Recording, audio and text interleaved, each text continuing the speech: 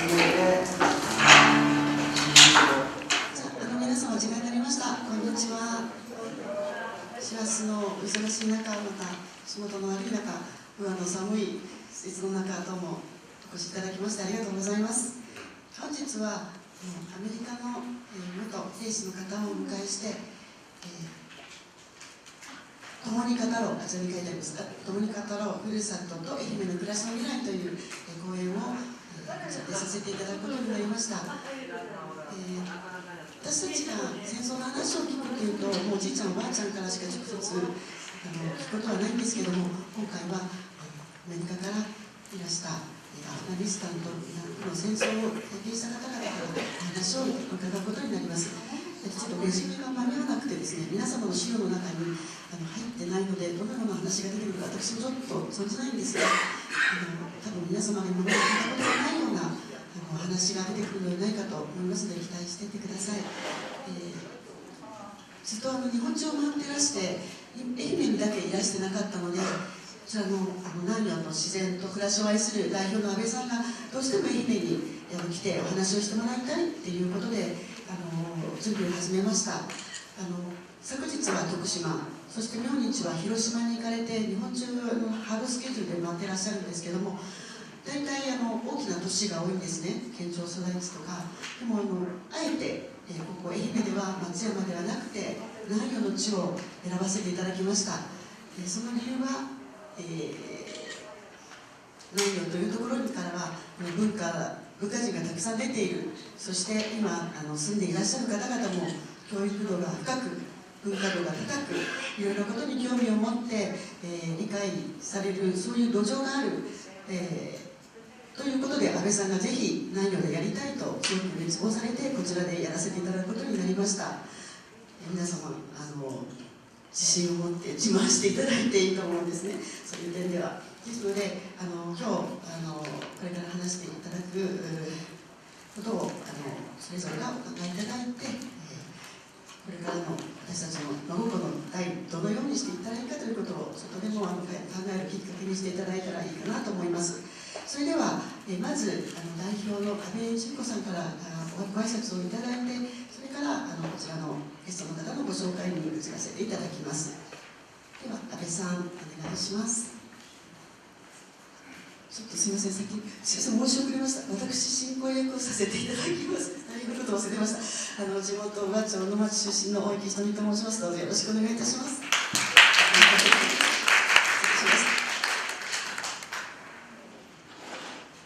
今日は皆さん、寒い中を本当にたくさんおいでくださってありがとうございました。南予の自然と暮らしを愛する会の安倍純子です。私たちは松山でこの会を春に立ち上げたんですが、まだ生まれたてで小さい団体です。でこの会を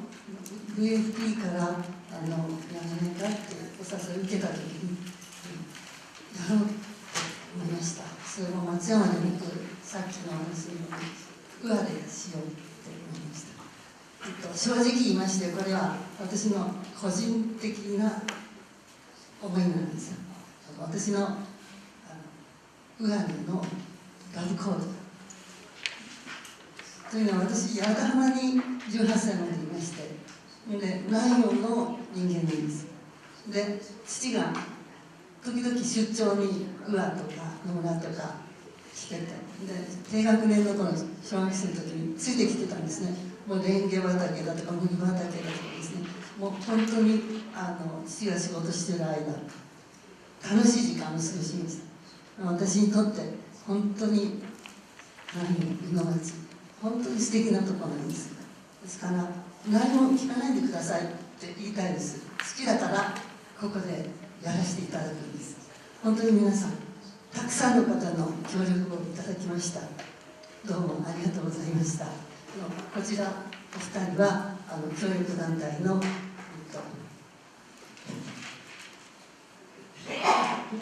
ふるさとを愛する会宇和島横田さんと、それから瀬戸内海を守ろう会伊藤さんです。それでは今日のゲストのご紹介を少しだけ。この後プログラムは入っていませんが、今日急遽のゲストの2人から依頼がありまして、実は VFP のジャパンツアーではずっと戦争で命を失った方々のために謝罪をしてもらったって言われるんですね。もちろん第二次大戦、日本の戦争で命を失った方、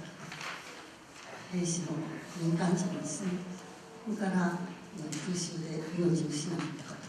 それからこの2人が関わったアフガニスタンの戦争、イラクの戦争、命を失ったで、広島の原爆、長崎の原爆、アメリカが関わっています。それとやっぱりアメリカが関わった核実験、そういうようなことで命を奪われた皆さんのことを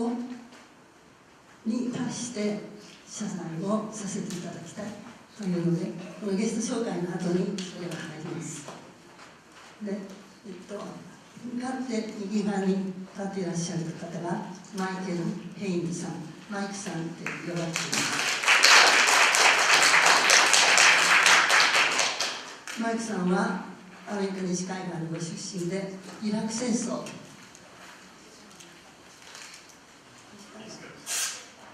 イラク戦争に参加されました。で、国と世界の平和を守るためにイラク戦争に行ったんですが、さてそこで本当に自分が経験した戦争っていうのは何だったんでしょうか。そのお話を聞かせていただきましょう。それから右側に左側に立っていらっしゃる方はロリー・ファニングさんです。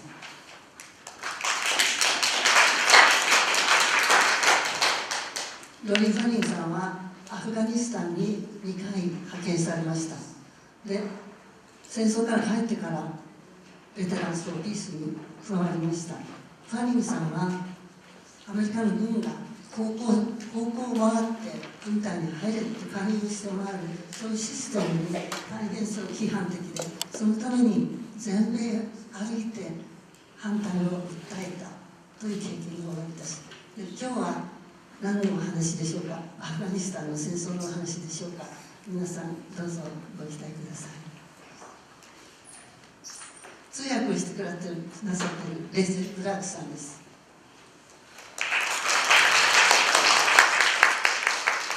クラークさんは VFP ジャパンツアーのコーディネーター、去年第1回、今年が第2回、このコーディネーターとそれから通訳を一手に一人で引き受けていらっしゃいます。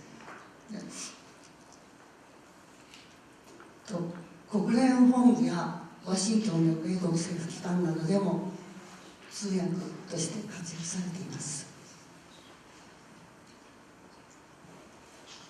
それでは VFP という団体について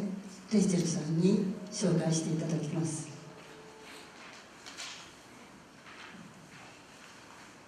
皆さんこんにちは、レイチェル・クラークと申します。どうぞよろしくお願いいたします。ベテランス・フォー・ピースという団体なんですけれども、生まれたのは1985年のことでございました。このベテランス・フォー・ピースという団体を作ったのは主にベトナム戦争の帰還兵なんですが、非常に大きな傘になってまして、この傘の中には第二次世界大戦の帰還兵、朝鮮戦争、ベトナム戦争、そして最近ではイラク・アフガン戦争とずっとアメリカはこの過去ですね、数十年、もう70数年ね、私たちが知ってるだけでも70数年ずっと戦争を行っておりますね。ですから本当に若い人だとですね、メンバーで10代後半ぐらいの人もいますね。でご年配の方だと90代の方もいらっしゃいます。非常に年齢層の幅の広い団体なんですね。で、今全世界に支部が、ほとんどは米国なんですけども、イギリスですとか、沖縄にもあります、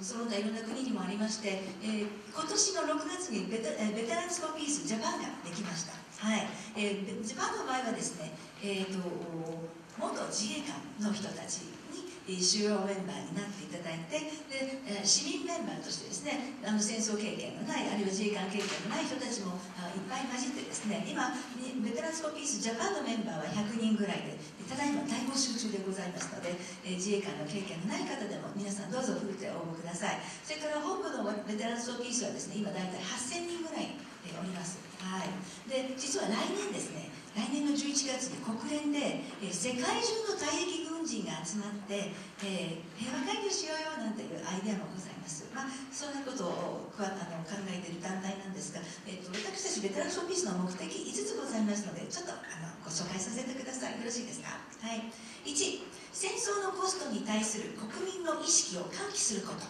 2、我が国、この国を我が国っていうのはアメリカのことなんですけどね、米国の政府が公然とあるいは水面下で行う他国への内政干渉を阻止すること。3、軍拡競争を終わりにし、核兵器を減少させ、最終的に廃絶すること。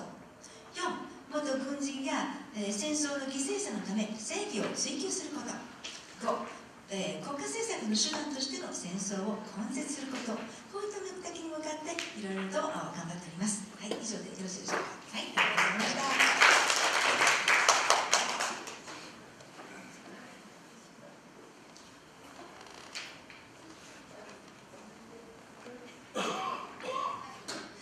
それではこのお二人にですね、まず謝罪の方から入りたいと思います。座っててください。どうぞお座りになっててください。So shall we start from the beginning? Yes.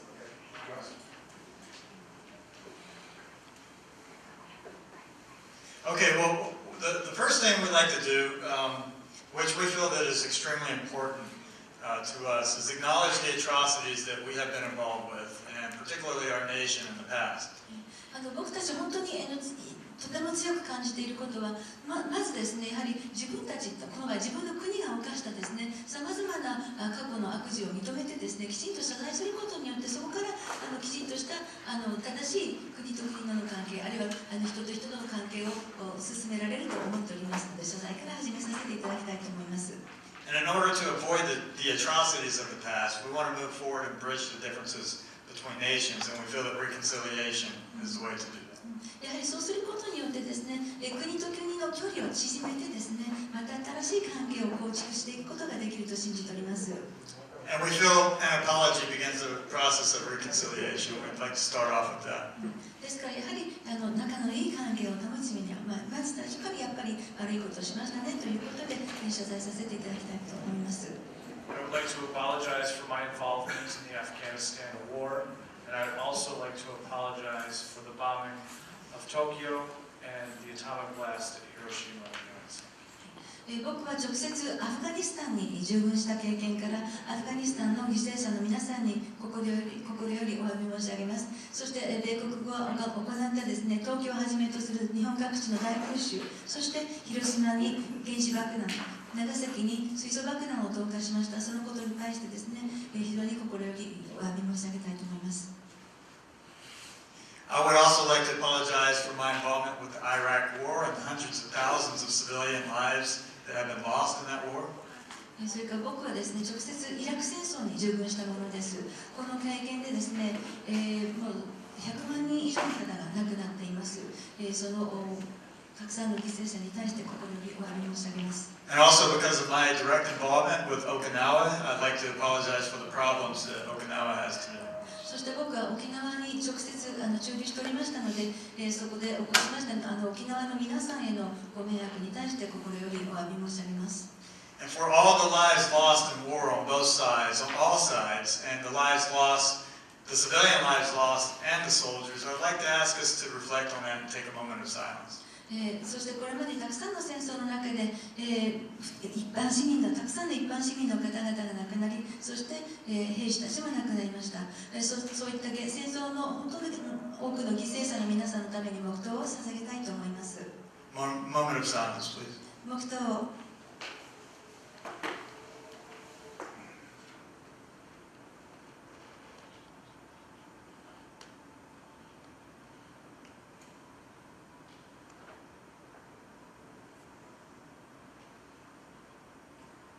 Thank you. どうもありがとうございました。Hi everyone. 皆さんこんにちは。It is a great honor to be here today in your beautiful town. 本日ここにですね、皆さんとご一緒させていただきますこと、そしてこの美しい街に来られましたこと、本当に名誉に感じております。Today I would like to talk a little bit about why I joined the military, what I saw when I was in the military, and what I'm doing now. 今日はですね、なぜ僕が入隊したか、そして入隊して戦争で何を見たのか、そして今自分が何をしているのかについて皆さんにお話ししたいと思います。For me, it all started on September 11th, 2001, when the Twin Towers came tumbling down. はい、実はですね、僕のこの経験の始まりは 9/11、つまり、同時多発テロですね。そこから全てが始まっています。I had just graduated from college. I had mountains of student debt I wanted to pay back, and I wanted to do my part to prevent another terrorist attack like 9/11. ですね、ちょうどあの時大学卒業したばかりで、まずそれまでの学費の借金がいっぱい溜まってたという事実が一つ、それからやはりテロを見た時にもうこれ以上自分の国がテロの犠牲になるようなことをさせたくないという思いがございました。So I felt it was my duty to sign up for the military, and in doing so, I would also be able to pay back all of my student loans, and that's another reason a lot of people join the military in the United States. ですからその時にですね、軍隊に志願して、とにかく国のために何とか奉仕したいという気持ち、それがもう自分のやるべきことだとも思っておりました。そしてまた抱えていた学生ローンもですね、これによって払うことができるというふうに思っておりました。実はアメリカにはそういった理由で軍隊に入隊する人たちは結構たくさんいるんですね。I had seen many Hollywood movies, and I wanted to get the most amount of training as quickly as possible and become one of the most elite soldiers to go off and fight in Afghanistan. はい、それまでにたくさん軍関係をモチーフにしたハリウッドの、ね、映画も見ております。そしてもし自分がその入隊するのであれば、なるべく早いうちに、階段を上り詰めてですね、最短距離で一番高い、できるだけ高い地位に上りたいと思いました。I wanted to become a U.S. Army Ranger, as portrayed in a movie like Black Hawk Down. それでどうしたかと言いますと、陸軍のレンジャー部隊に志願したんですね。で、ブラックホークスという映画にも描かれていますけれども、あんな風になりたいということで、陸軍のレンジャー部隊に志願しました。Before I knew it, I had graduated from Ranger indoctrination program, which was about 6 months of sleep deprivation and a lot of challenging physical tasks. はい、で結局入隊してからもう6ヶ月あっという間に過ぎてしまいましたけど、ものすごい厳しい訓練で、もういわゆる睡眠時間を取らせないみたいなね、そんな過酷の訓練を、他にもいろいろ体力の限界に挑戦されるような過酷な訓練があったんですけども、そういう訓練を経て見事レンジャー部隊になりました。After about 6 months of training, I found myself in the middle of nowhere in Afghanistan. でその6ヶ月のトレーニングの後ですね、即アフガニスタンに派遣されました。This is me before my first mission. でここの写真は僕自身なんですね。一番最初のそのミッションに行く直前なんですけども、I was very eager, as you can see. ですから本当とても行きたがっているようなね、ワクワクした表情が伺えると思いますが、I was immediately struck by the desperate levels of poverty in the country. で結局そこで僕が目にしたのはものすごい劣悪の貧困だったんですね。This is a photo from Kabul, the capital of Afghanistan. これアフガニスタンの首都カブールのその時の写真です。Before, the country was embroiled in a civil war and also occupied Russians before that. So for the 20 years, the country had been a state of absolute war and was completely poverty-stricken by the time I got there. まず市民戦争があって、でその後ソ連が侵攻している。でそのもう20年間というものずっと戦争だったので、もう国中がボコボコ穴だらけになってたんですね。本当にひどい状態でした。So we would go out and look for various places to stage our operations. In schools in the middle of nowhere, made perfect places for military bases. それでそのアフガニスタンの国の中に入ってですね、まず基地になるような場所を探すわけですね。そうするとどこがいいかというと学校なんです。学校施設をそのまま利用して、そこに軍の人がとどまるで、任務を遂行するというような場所にしたわけですね。We would tell young children that classes were canceled and that we would be using their schools to conduct our military operations. はい、それでもちろん学校ですから生徒さんたちがいるわけですよ。でその生徒さんたちにはごめん学校も閉鎖されたからで今度これからは僕たちがここを米軍の基地として使うよというふうに言ったわけですね。We would see military-aged men walk by our camps. They wouldn't show us the proper level of deference, and we would put one man in one room and another man in another room. The guy sitting by himself would hear a gunshot or hear screams. Then we would walk back into the room where the guy was sitting by himself and say, "Do you have anything to tell us about the Taliban or Osama bin Laden?" はい、で街を歩いていてですね、十分可能なぐらいの若い男の子、男性ですね、数人いたとしますよね。でそういう人たちを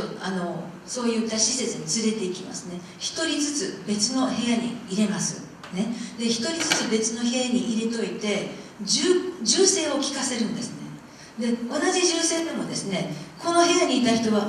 隣の人がやられたと思うでしょうし、この部屋にいた人は隣の人がやられたと思う、ね、そういう恐怖心を与えるわけですよ。そうするとやっぱり次は自分じゃないかなと思うじゃないですか。でそういう恐怖心を与えておいて、そのタリバンに関わっているような人は知らないかとか、そういうふうに尋問を進めていくわけなんですね。Torture was used as a method to extract information. そしてそうやって答えを引き出すためにやはり尋問がですね、拷問という形で行われたりもしてたそうです。Our helicopters would land in people's backyards in the middle of the night. We would rush in, put bags over Afghan men's heads, usher them out of their homes without any due process or conversation. はい、それからある一般家庭のお宅の裏庭にですね、ある日突然夜中にヘリコプターで舞い降ります。それでその家に押し入ってですね、そこのお宅のご主人をですね、黒い袋のようなものをかぶせてですね、そのまま連れ去って尋問されるところに連れていくんですけども、その後ですね、その連れ去られた人には全然その裁判権とか弁護士を呼ぶ権と一切なかったですね。非常に一方的なやり方だったわけです。99% of the operations we went on were conducted on bad intelligence. We knew very little about the culture in Afghanistan. 米軍もちゃんとそのスパイの情報があってそういうアクションに出たわけですけども、実際そうやって集めた情報のほとんどは嘘だったんです。ですから尋問したり連れて行ったり人たちのほとんどは無実の人だったわけですね。Rockets would land in our camps in the middle of the night, and we didn't always see where they came from. So we would call in the Air Force, and they would come in with their jets and drop 500-pound bombs in this general vicinity over there. それである日ですね、僕たちが宿営していたキャンプにバーンロケット砲が飛んできた、ね、びっくりするじゃないですか、ね、米軍の軍人がいっぱいいるところに。でその夜中に飛び起きてですね、でもそのロケット砲がどこから飛んできたか、どっちの方から飛んできたか分かんないんですよ。それでも米国空軍に連絡するとですね、仕返しとしてですね、米国空軍は別に的はどこっていうことないんですけど、ものすごい勢いで空爆するんですね。Since 9/11, about 1 million people have died because of the U.S. military around the world. で、9.11 以来、その世界中で、別に中東に限らずですよ、9.11 以来世界中で約100万人以上の人たちが命を失っています。それは米軍の軍事介入によって命を失っているんです。As much as 80% of those people that have died have been innocent civilians. そしてしかもその100万人以上亡くなった方の8割は一般市民だったんです。兵士じゃないんですね。And I was seeing why and how that was happening in Afghanistan during my 2 tours. それで僕は2回アフガニスタンに派遣されてるんですけども、その経験からしてですね、どうしてそういうことが起こるのかということが分かってきました。I signed up to prevent another terrorist attack. By targeting so many innocent civilians, I saw that I was creating the conditions for only more terrorist attacks in the future. 実は自分がその軍に入った動機というのはもうこれ以上テロを起こしたくないっていう気持ちで入ったんですよね。でも実際軍に入って軍のやってることを見たらそうやって無実全く戦争と関係ない一般市民の人たちをたくさん殺してるわけですから、そりゃあ恨みを買いますよ。だからもっともっとテロが起きるという悪循環が行われていたわけで起きていたわけですよね。Between 1980 and 2003, there were 343 suicide bombs around the world, with 10% aimed at the U.S. or U.S. interests. はい、でこれちょっと面白い非常に興味深い統計がございます。1980年から2003年、つまり2003年というのは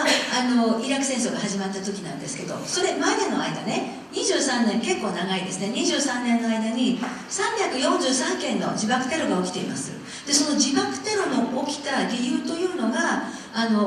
メリカに草でそれをやったというのはほんの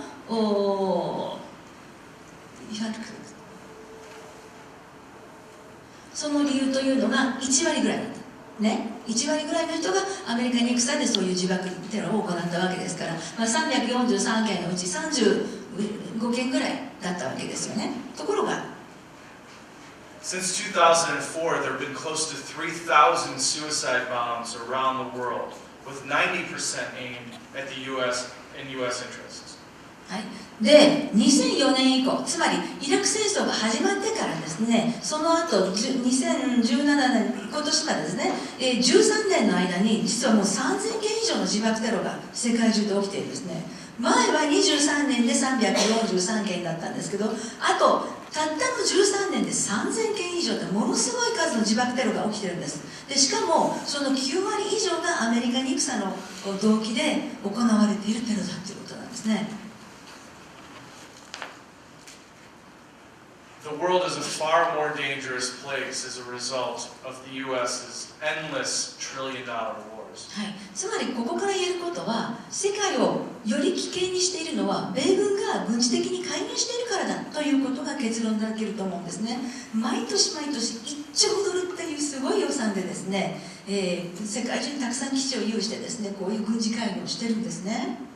So I decided I was going to become the first member of the U.S. Army Rangers to become a war resistor. はい、それで僕が思ったことは、まだ軍の中にいるうちに戦争反対論者になりましたね。でもう僕は戦争に加担したくないっていうことを意思表示しちゃったんです。これ多分ね、陸軍で彼初めてなんですね。軍に入隊してる中でそういう行動をとったのね。This is extremely rare in Ranger Regiment because of so much training that has gone in and so much vetting that has gone in beforehand. ですから陸軍のレンジャー部隊でこんなことしたのは彼初めてなんですね。So I absorbed the ridicule of the chain of command and was in punishment detail for 6 months, waiting to go to jail. でそういうことをしたったもんですから、もう周りの人からも上官からもものすごい勢いでバッシング、バカにされたりね、卑下されたりですね、あるいは本当にひどい仕事をもらったりして、それが6ヶ月続きました。But to me, going to jail was a much better option than killing for a cause I did not believe in anymore. で最終的には刑務所に入れられるだろうと思ってました。でも自分としてはね、刑務所に行く方がまだマシですよ。全く無実の何の罪もない人たちをね、どんどん殺すよりは自分は刑務所にいた方がまだマシだと、そういうふうに考えてました。Despite doing that, there are still up to 50,000 war resistors since 9/11 in the United States. そんなこんなで彼みたいにですね、戦争反対を唱えた人たちがですね、実は同時多発テロ以来ですね、5万人ぐらいいたんだそうですね。There was one person that stood by me during that time when everybody else in the Ranger Regiment turned their back on me, and that was Pat Tillman. はい、で僕がそうやってそのレンジャー部隊で戦争に加担したくないって頑張ってた頃ね、周りは僕のことをものすごい村八分にしたんですけども、たった一人だけ僕の味方をしてくれた人がいたんです。それがこのパット・ティルマンという元 MFL のプロフットボール選手、実は彼が同じ部隊にいたんです。He gave up a $3.6 million NFL professional football contract to join the military. はい、この人ね、その NFL というナショナルフットボールリーグですね、アメリカのプロのフットボールリーグで360万ドルっていうものすごいお給料を振り切ってですね、国のために戦うというふうに入隊した人なんですよ。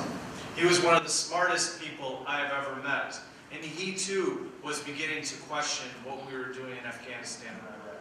とても彼は自分が今まで会った人の中で非常に優秀な人でですね、彼も僕たちは一体アフガニスタンで何をしてるんだろうっていう疑問を持ち始めた人だったんですね。So after 6 months of punishment detail, I was called down to formation, thinking this was going to be the day that I was going to go to jail. はい、それで6ヶ月経ちました。6ヶ月もう村八分にされるわ、いじめられるわ、なんだかんだされて、もう我慢に我慢をしてた時にですね、ちょっとあるところに連れて行かれました。これから刑務所に連れて行かれるのかなと思っていたんですが、 Instead, I was told that Pat Tillman was killed in an enemy ambush the night before in Afghanistan. 僕がその時聞かされたのは、この僕の大事な友達パット・ティルマンさんが待ち伏せしていた敵に殺されたというニュースでした。 My one friend through that one of the most difficult times in my life was dead. つまり僕が一番苦しんでいた時に寄り添ってくれた友人が殺されちゃったんですね。 But I was immediately ushered out of the military for reasons I didn't understand at the time. そして本当に不思議なんですけども、何のお咎めもなく僕は軍を出ることができたんです。 Before I knew it, I was back in Chicago. That's when I found out that Pat Tillman did not die in an enemy ambush, but was killed by other Rangers in an act of friendly fire. はい、除隊後僕はシカゴに戻ったんですけども、そのシカゴに戻ってから分かったことは、実はパットさんは敵に殺されたんじゃなかったという事実です。新しい事実が浮上してきたんですね。パットさんは実は味方の敵に、ごめんなさい、味方の弾に当たって亡くなっちゃったんですね。His death was covered up to the highest levels of the U.S. government. The President of the United States probably knew how he died and chose to lie to the U.S. public. はい、でこの不思議なパットさんの死のことはですね、どんどん米軍の上層部まで上がっていて、多分大統領もそれは知ってたはずなんですけども、やはりその死の本当の原因というものを隠蔽しようということが行われたわけです。 So I was back in Chicago before I knew it, very afraid to tell my family and friends about what had happened to me in the military. でシカゴに戻ったんですけども、僕の友達とか家族にですね、実際軍隊で何を自分がしたのか、何が起きたのかということを話すのはとても怖かったです。 I felt like I was a disgrace to everybody who believed in me. ですから今まで僕を信じてくれた人に対してなんかもう面目が立たないような、そんな気持ちでおりました。 But I felt like half of a person during that time, working in cubicles at a bank. でその時ですね、僕は銀行でこういうふうに本当に四角四面のね小さな空間にいてずっと仕事をしてたんですけど、なんか自分自身じゃないような、ちっともなんていうんですかね、人間らしさを感じない時間がずっと過ぎていきました。 I couldn't live my life as half of a person, so I decided I needed to do something big. でそういう自分に耐えられなくて、何か違うことをやろうと思いました。 So I decided I was going to walk from Virginia Beach, Virginia, all the way across the United States for the Pat Tillman Foundation and honor the memory of Pat Tillman because he stood by me during that time. それで僕がやったことはですね、バージニアビーチというアメリカの東海岸の中ほどにですね、バージニア州っていうところがあるんですけど、そこからずーっと歩いて、交通手段も使う、ずーっと歩いてアメリカ大陸を横断してカリフォルニアのサンディエゴのビーチまで行ったんですね。この徒歩、アメリカ版お遍路さんだと思っていただければ分かりやすいかと思いますけど、この徒歩の道のりを通じてですね、そのパットさんについてもっとアメリカの人に知ってもらおう、ね、パットさんの名誉のために歩こうというふうにやって完全にこれ歩き通したんです。 So I slept in cemeteries, I slept behind grocery stores, And I met amazing people along the way. Up to 40 people brought me into their home to spend the night as I walked across the country.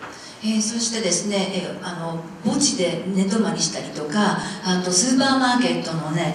裏手で寝たりとかね、そんな野宿をずっとしてたんですけども、彼言わなかったけども結構ね、テレビのニュースで取り沙汰されたりしたんですよ。それでですね、40 people you said? 結構有名になってって、40人くらいだったかな、僕家に来て泊まりなさいよと言って宿をね、提供してくれた人たちもおりました。I was trying to find the confidence and courage to talk about my real experiences. そうやっていろんな体験をして、いろんな人たちのお情けに触れてですね、だんだんやっぱり自分の経験を語る時が来たなという実感が湧いてきました。I talked to high schools, I talked to prisons, I probably talked to 100,000 people as I walked across the country. それでですね、高校のキャンパスですとか、それから刑務所でも、とにかくいろんなところを回って、たくさんの人たちにですね、自分の経験をお話しさせていただきました。100,000? 100,000と10万人ぐらいの人たちを相手にもお話ししてます。And as I talked about standing up for what you believe in, but I wasn't talking about the details of my military experience. いろんなお話をしましたけども、あまり詳細なことには触れなかったんですね。Even after getting to the Pacific Ocean, I realized I hadn't told my complete story. でずーっと暗記を続けて、最終的にカリフォルニアのサンディエゴのビーチに到着した時でもですね、まだ完全に自分のことを語りきれてないと思っておりました。So when I got back home, I decided to retrace my steps via history books. それで家に戻ってからどうしたかというと、まず歴史に戻りました。歴史の本をたくさん読んでですね、自分の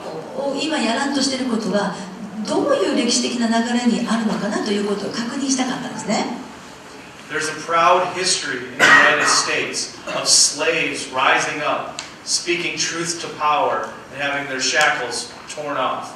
そしたらですね、アメリカには奴隷制がありましたよね。で、その奴隷だ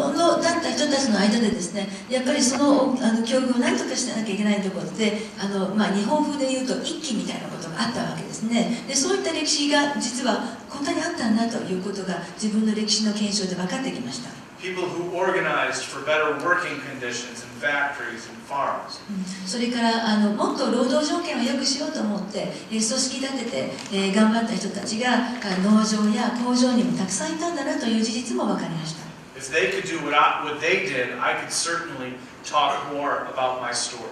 そういった歴史を紐解いていくと、過去にたくさんそういう努力をした人たちがいたんだと分かったので、僕も同じようにできるんじゃないかなと思ってきました。So I gathered all of those stories from those war resistors of a different sort and put them in a book and intermingled them with my personal story called Worth Fighting For. はい、そして過去にそうやって一生懸命苦境の中で戦って、自己表現をしてきた人たちのね、記録をこう拾いながら、その人たちの努力と自分の経験というものをこう織りなしながら本に記しました。それが僕が書いたこの1冊目の本で Worth Fighting For ね、戦う価値のあるものみたいなタイトルだと思うんですけども、日本語にするとね、そういう本を書きました。これ結構売れてるんですよ。And for the last 2 years, I found my voice as a war resistor. And I've been going to high schools and colleges, talking to young people about the military. それで始めたことは、やはり自分はやっぱり戦争っていうのは良くないんだと、その気持ちからですね、今何をしてるかというと、高校ですね、ハイスクール、高校のキャンパスを巡ってですね、若い子たちにいかに戦争がひどいものかという自分の経験を通して語りかけています。I give them the full story, the things that they don't necessarily hear from military recruiters. はい、実はアメリカでは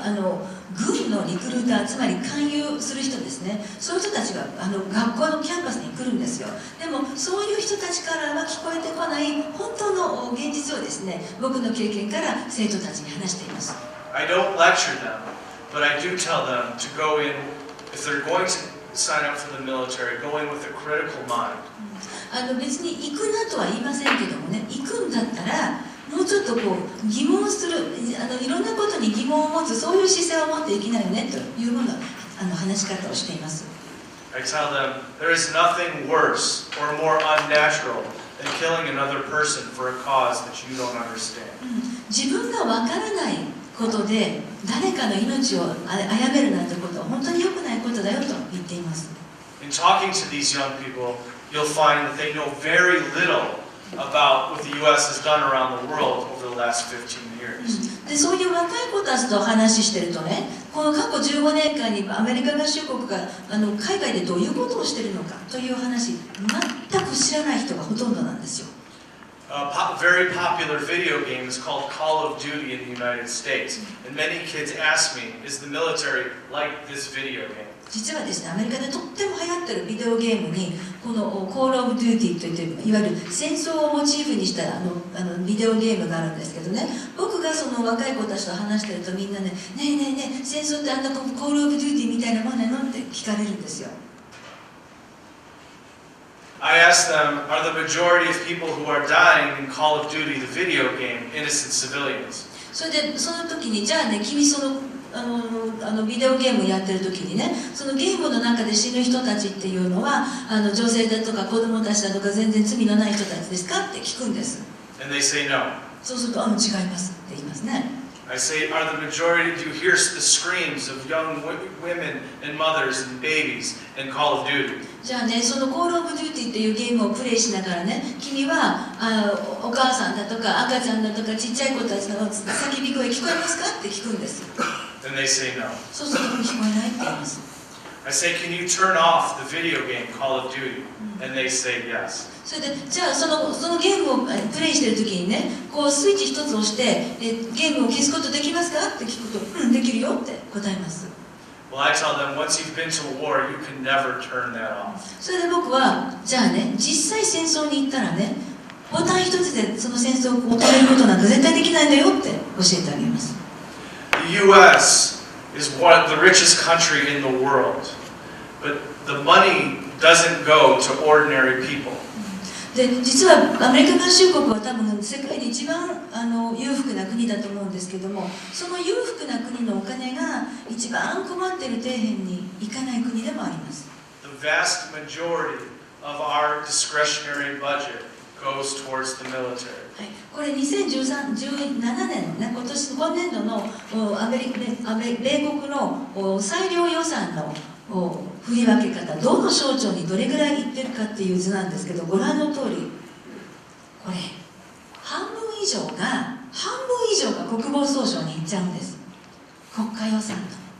Our education system is crumbling. ね、ということでもう教育がもうガタガタなんです。Our healthcare system is extremely poor. 健康保険システムもガタガタなんです。Our infrastructure is crumbling. インフラももうひどいものです。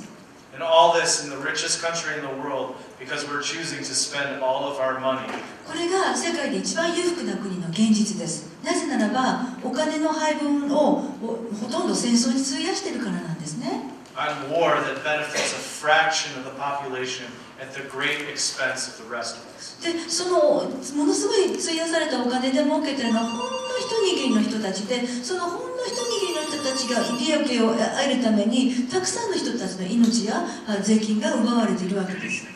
So quickly, since I've begun talking about the military, it's a very heavy experience for me. It's difficult to get up and talk about all these dark things. ですけど、でも自分のその軍での経験とすごく辛いし、人前で話すのも大変で、やっぱりこうやって人前に立って話すというのはとても僕には辛い時期が長かったです。So one of the ways I try to find balance and harmony in my life is by woodworking.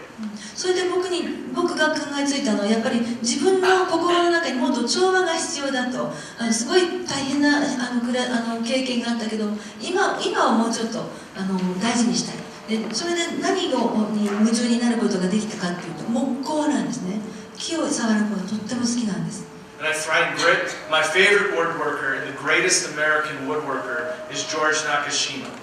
それで僕が一番尊敬するアメリカで最も有名なその木工アーティストっていうのかな、木工技師っていうのはジョージ・ナカシマという日系の方なんですね。He built his first chair in an American internment camp during World War II. 第二次世界大戦中にですね、日系人が強制収容所に入れられましたよね。でその収容所の中で初めて、テーブルを作った人がこのジョージ中島さんという方なんですね。And I'm a long way from becoming a master like him, but I've begun to do, these are a few of my projects. でジョージ中島さんみたいな素晴らしい作品には足元にも及びませんけれども、僕もこういうような作品を作ってみました。I also write, and I've written a book about a different kind of war resistor, and this is a famous basketball player who chose to speak truth to power and suffered greatly, and I wrote his story in this book. でこれが僕の2冊目なんですけども、やはりその戦争に対してですね、真実を語れる人だったんですね。でその人の話を聞きたいと、もっと知ってほしいと思ってですね、この2冊目を書きました。これは有名なバスケットボールプレーヤーなんですけども、彼も僕みたいに結構苦しんだ人なんですね。でその彼の真実を本に表しました。As I wrap up, I just want to share a bit more of a warning, I would say. で最後にですね、もうちょっと皆さんにお知りおきいただきたいことがあって、続けさせてください。After 9/11, we were told we were just going into Afghanistan to capture the people responsible for bringing down the towers. はい、9/11のツインタワーが崩れた後ですね、米国はその犯人が隠れているアフガニスタンを攻撃するんだということで攻撃しましたよね。Last year alone, the U.S. bombed 7 countries. で Last year alone. でその口実でアフガニスタンをやっつけるはずだった口実がどんどんこう広がっていって、去年だけでですね、もう1,2,3,4,5,6,7カ国、たった1カ国がいつの間にか7カ国に対する攻撃になっちゃったんです。We've conducted military operations in 49 of the 54 African countries since 2011. はい、で2011年以降、ね、過去6年ぐらいの間にですよ、アフリカには54カ国あるんですけど、その54カ国のうちもう49カ国と当然戦闘中なんです。Going into Afghanistan was just an excuse to conduct all of these missions without any approval from the U.S. public. はい、それでつまりその最初にアフガニスタンを攻撃するよというのはただの口実で、その後、中東をはじめ今度アフリカ全体にブワーッと攻撃してるわけです。でそれに対して米国民はどうぞとは一言も言ってないんですね。勝手に軍がというか国がやっちゃってるんですね。And I know the self-defense forces Japan's self-defense forces were recently in South Sudan. それで確か日本の自衛隊は去年南スーダンに派遣されましたよね。I would just heed the warning of the United States and realize just because you're in one country doesn't mean in the future you can't end up fighting a state of perpetual war like the U.S. is doing. ですから今はねたった一国との戦いになっているのかもしれませんけども、先々こうやってアメリカに追従してるともっと周りにたくさんの敵を交えて何かやってる可能性もなきにしもあらずなんですよね。それをやっぱり皆さんにお知りおきいただきたいと思います。Please guard your beautiful healthcare system, your beautiful education system, your beautiful infrastructure, because it is so much better than the United States. 皆さんはね、私たち米国人にないものたくさん持ってますね。教育制度、それから保険制度、それからインフラ、もうどこにも美しいですね。そういった日本の素晴らしいものをきちんと守ってください。お願いします。We were at the diet last year and very inspired by the 10,000 people that would show up there and trying to protect Article 9 of the Constitution. で去年来た時にですね、国会前のスピーチに呼ばれたんですけど、その時もたくさんの人たちが国会を包囲してですね、救助を守ろうって声を上げてたんですね。本当にそれに感動しました。皆さんの素晴らしい憲法第9条を守ってくださいね。Japan is an example to the world of what is possible. 日本はね、世界の大変素晴らしい例になっているんです。とても前向きな平和ないい国ですよね。When you refuse to fight in wars like you've done for the last 70 years. 過去70数年間戦争では戦いませんよって言い続けてきたこと、その素晴らしさをどうぞ守ってください。So We are here hoping to build a coalition and unite in an effort of international solidarity. ですからやっぱり国際的に団結して、ね、もう戦いは嫌だという声を上げることはとても大事なことだと思うんですね。And push back together against the plague of militarism that is ravaging the globe. ですからそうやって力を合わせてだんだん今こう浸透しつつあるその軍事化というものに対してやっぱり皆さんで手を取り合ってこれはやっぱりしない方がいいよね、やらない方がいいよねと声を上げていただきたいと思います。Because one thing I've learned is ordinary people in the United States have much more in common with ordinary people in Japan. だってね、僕たちアメリカ人のごくごく一般の人たちと日本にいらっしゃるごくごく一般の人たち比べたら共通点の方がずっと多いんです。Than we do with the leaders that send us off to fight and die in endless trillion-dollar wars. ね、ところが上の人たちはね、わけのわからんところに軍隊を送ってですね、別に知りもしない人を殺させたりするわけですよね。で、どんどんアメリカは戦争を続けています。It's an honor to be here today. Thank you so much for your time. 今日は皆さんとご一緒させていただいて、こんなにお話をさせていただいて本当にありがとうございます。大変名誉だと思っていますけど。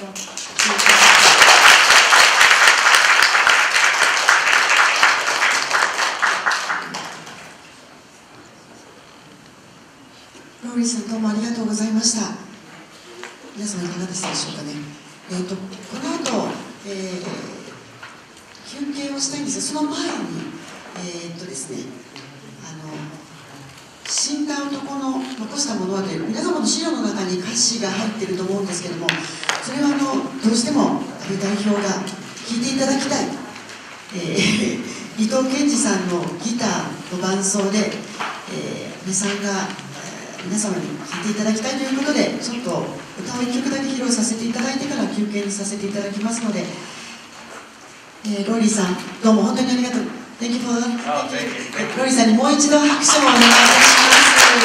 した。では、1曲ご披露させていただきます。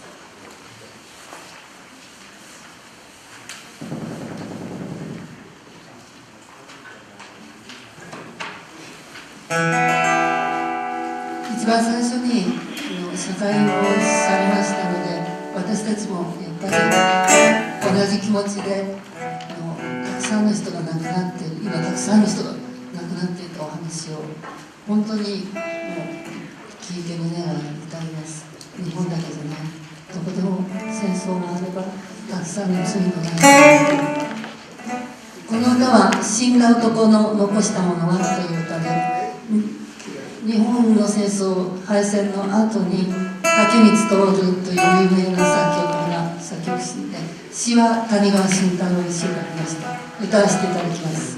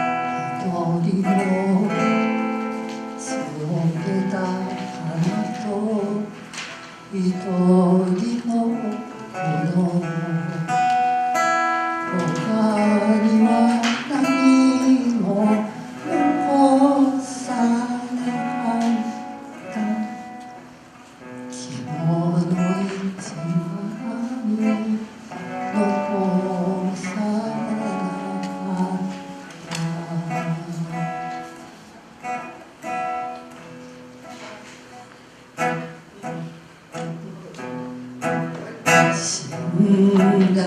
兵士が残したものは壊れた銃と歪んだ地球、他には何も残さなかっ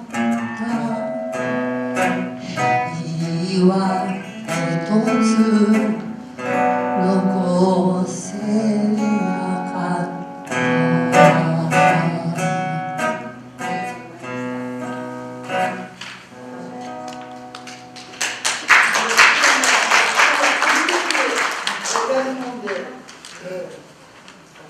申し訳ないですね。すみません、カラオケみたいになっちゃって。どうもありがとうございました。ありがとうございました。ではこれから時間7分間しかないんですけども、7分間の休憩を取らせていただきますので、どうぞお手洗いいらしてください。2階にもございます。突き当たり、ずっと奥突き当たり右手、あと1階にも階段降りてまっすぐ行った右が女性、階段降りて裏側が男性のお手洗いになります。7分間しかありませんので、速やかにお済ませください。あと後ろの方に、彼らが持ってきた何でしょう、紙、戦争から帰ってきて精神的に弱った方がそれをリカバーするために作られた紙とか、いろいろあと宇和島の真珠、九条真珠とかもございますので、ちょっとお時間ありましたらどうぞ見てってください。